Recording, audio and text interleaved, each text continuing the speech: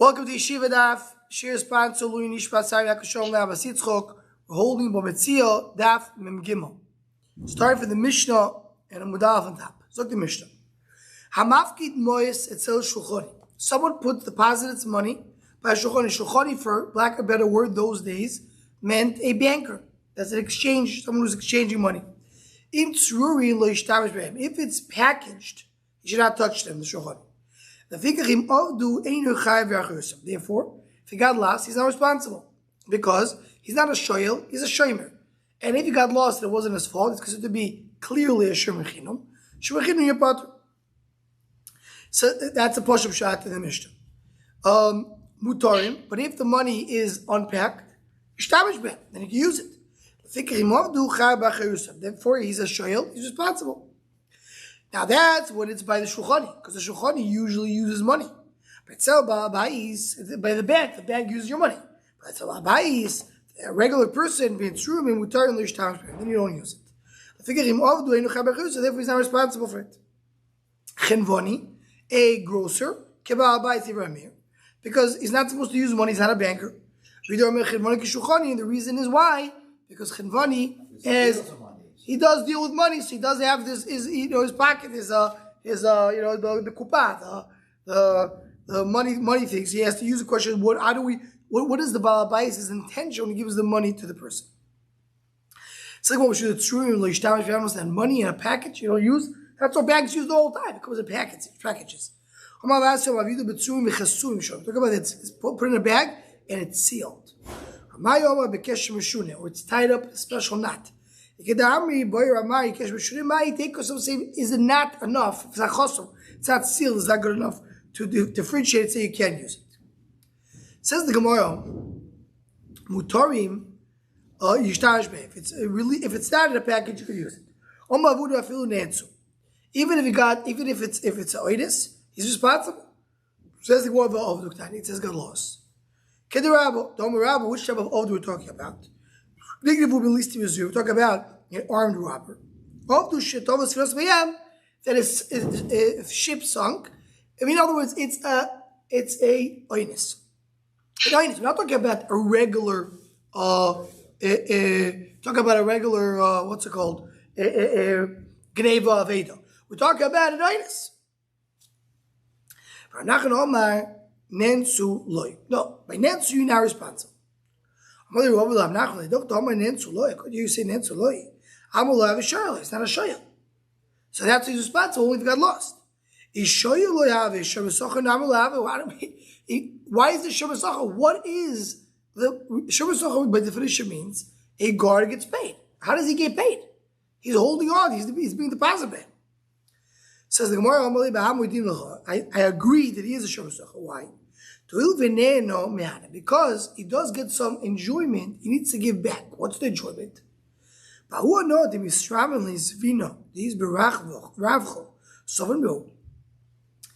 a shayla. He can't just use it as he wants. It's just there as deposited if he needs it. There's a good trade, there's a good business to come and use it, so then he can use it. So he's not shayla means you can use it as you please. You take it here, you don't. Here you're holding on to it. But here that you have the option to use it, but he's a shayla. Now once he uses as clearly from Rashi, once he uses it, it becomes a shayla. But before he starts using it, what is he? In the meantime, is a shayla. The fact that he can use that's shayla. No, that's the schirus. Shemasa has to get paid. So the fact that he can't use it, he can't use it. That's the schirus. That's his money, right? So he says, and that as well. Once he uses it, because of shoyel before night. So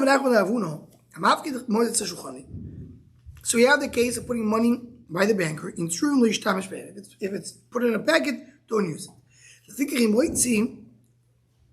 Therefore, if you're so we're talking about money that belongs to Hektish. And the Gizba, the one who's responsible for the money, put it by a Shulchani, put it by a banker. He tied it up and basically saying you're not allowed to use it. If it's available, therefore, if it was being used, the Gizba, the one who's responsible for the money of Hektish, is responsible for the fact that you're using money in fact it's called Meila. If you tell me the answer, why does it say that only if you use oitzi, you use it? He's a sure right away. Again, what is the discussion here in our Gemara is, what is the definition before he used it? He's considered to be a shoyl, that he has the option to use it. Or right now he's not a shoyl, until he doesn't use it, he's not a shoyl. So why are you telling me by a gizbo, if you're old, he's a shoyl right away? So why are you telling me only if hoitzi, only if you spend it, then he's chayav? Even if you didn't spend it, he's a shoyl right away? You're right. He's a shoyl right away. You're right. Because the Reisha says they took it out, it's not chayav, so because it was tzurim, if it's open, he's chayav. It says oitzi. We really don't have to be moitzi. Then just the fact to have the option to be moitzi makes him a shoyel, and therefore there was a me'ilah here in Hegdish. Okay, look at the Mishnah.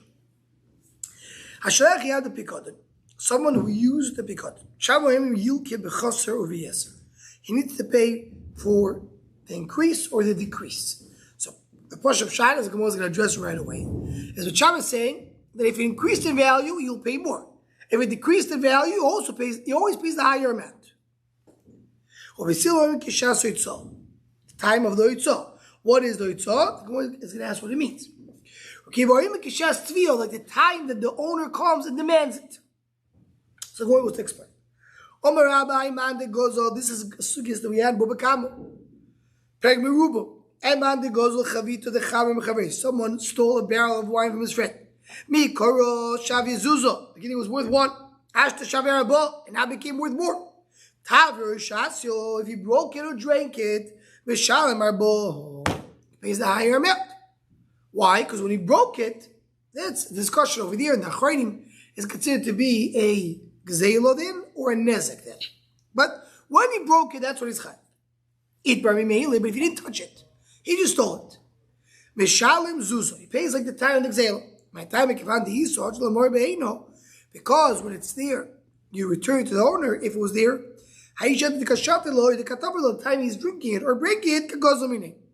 So what are we saying? We're saying when you have a barrel and the barrel is being broken, you chayav the time of the gzeil. If you didn't do anything, you chayav the time of the shivir. If you didn't do anything, you chayav the time of the gzeil. So we learned also. So that's so when he is breaking it, is chayav for the breaking. So then he broke it. But he told me, my time I didn't do anything before. Now, my time I chayav the you chayav. I shayt the gazdo. I shayt the zuzu the shavi. Then it was worth one zus. What does the Gemara say? When he stole you worth one, you pay one. He broke it, man. Dime later, he pays for the four.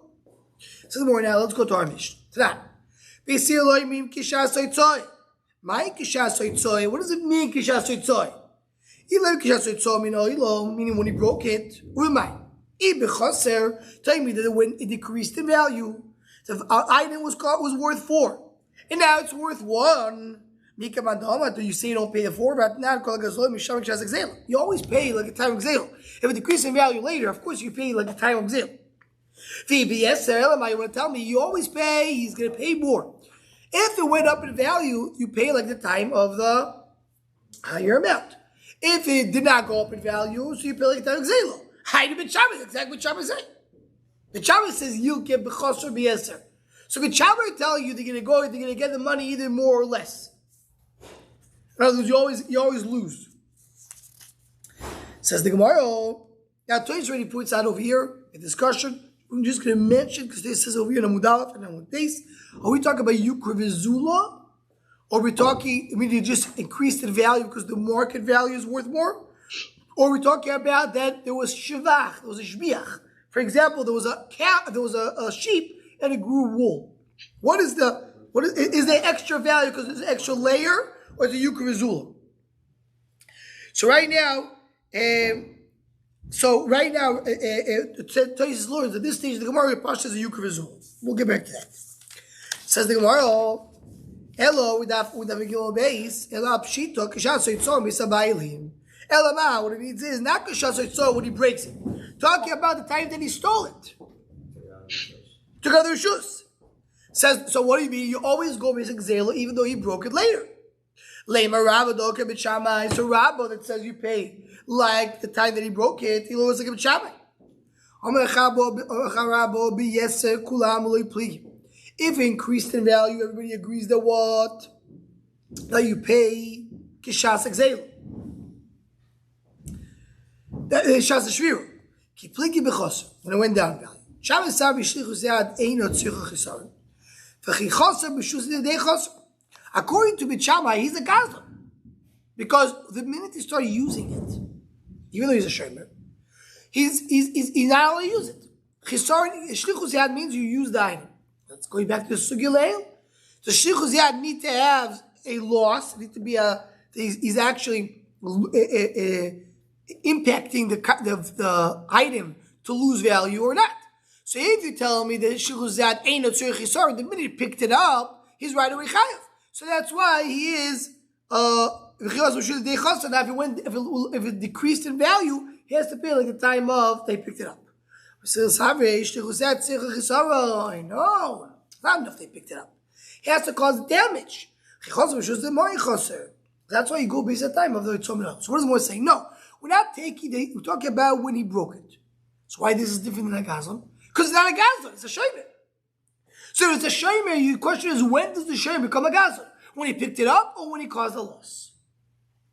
So if that's the pshat, allowed them Rava shlichus yad ein tzarich chisaron that we learned earlier. The Rava said the shlichus yad when you don't need to lose anything. Maybe Rava don't look at b'shamet. According to this pshat, Rava's going like b'shamet.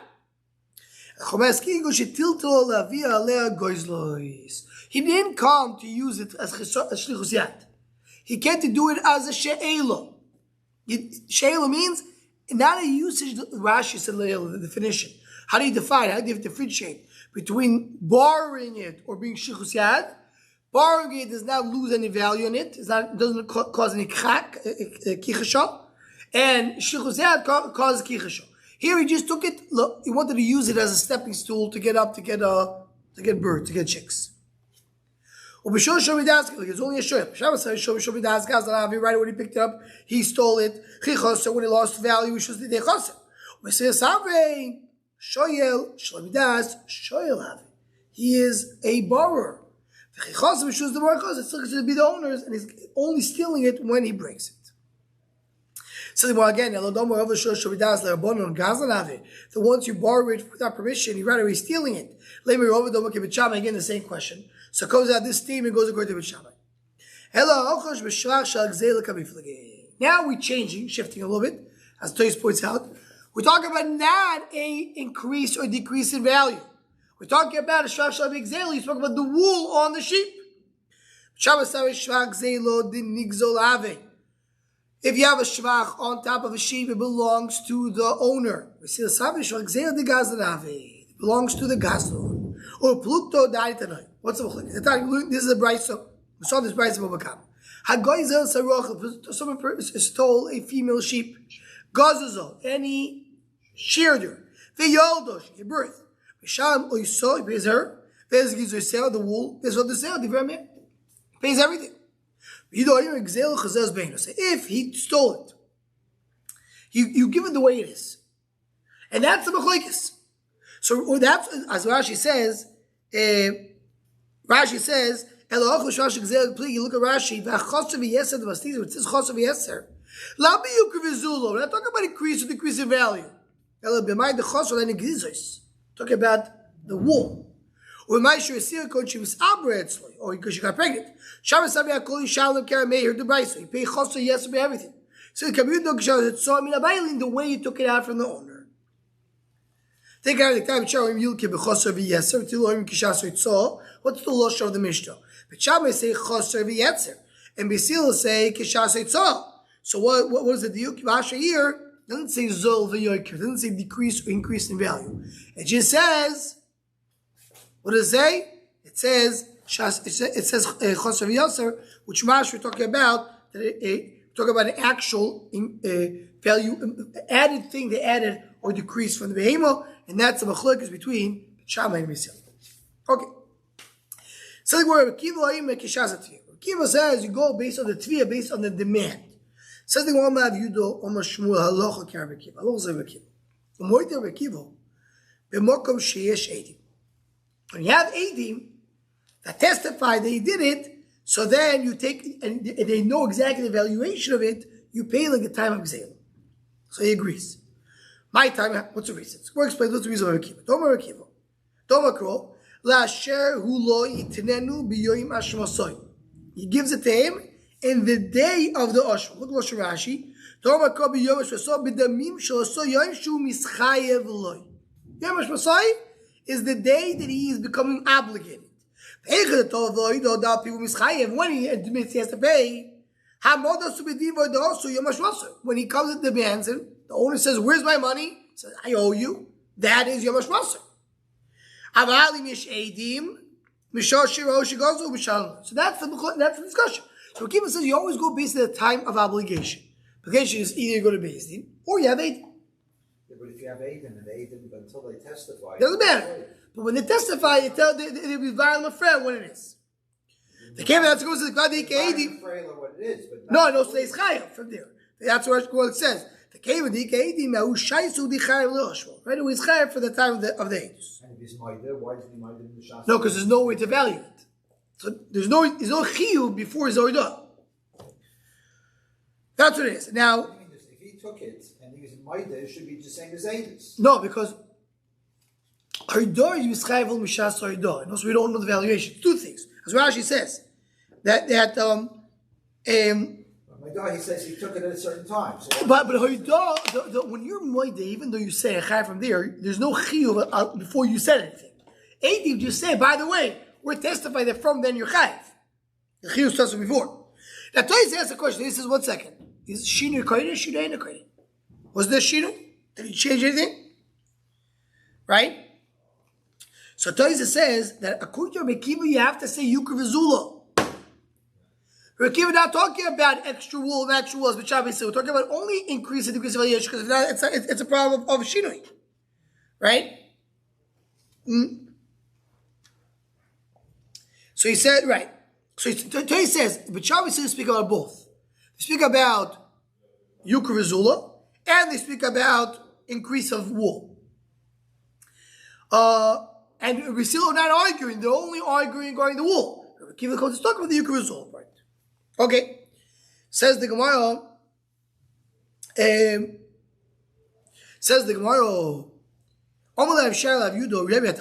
what you're saying. Even when there's Eidim, he's still not chayav. This is when he goes right to the point that's truly saying. You go to the time when you're obligated. Who's mechayav him? Not the Eidim. Like that's why he goes. Not because the Eidim tell you, oh, you're chayav. The Eidim tell you, you may basically say you're chayav today. When you go there, you go to Eretz Yisrael. Akif asum editzum. Make a little bit of a lengthier way. I want you to go stop at Tzor.